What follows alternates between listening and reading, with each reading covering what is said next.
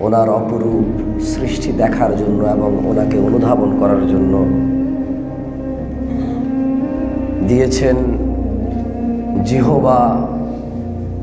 ওনার অফুরন্ত নেয়ামত ভোগ করে তার স্বাদ আস্বাদ করে ওনাকে অনুভব করার জন্য প্রশংসা আল্লাহ তাআলার, যিনি দুঃখ এবং সুখের অনুভূতি এবং অনুভব করার জন্য হৃদয় দান করেছেন।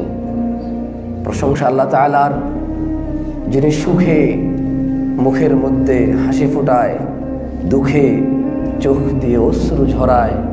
প্রশংসা আল্লাহ তাআলার, যিনি অসুস্থ করে, বুঝিয়ে দেয়। দুর্বল থেকে দুর্বল আমরা, নিঃস্ব থেকে নিঃস্ব আমরা, বুঝিয়ে দেয় কতটা অপারগ আমরা। মৃত্যুর পূর্বেই যিনি মানুষকে বেহুশ হওয়ার মতো ব্যবস্থা করেছে বডির মধ্যে, মৃত্যুর পূর্বেই যিনি প্রতিদিন একবার করে মানুষকে মারে, মানুষ ঘুমায়, তার রূহ তার দেহ থেকে চলে যায়।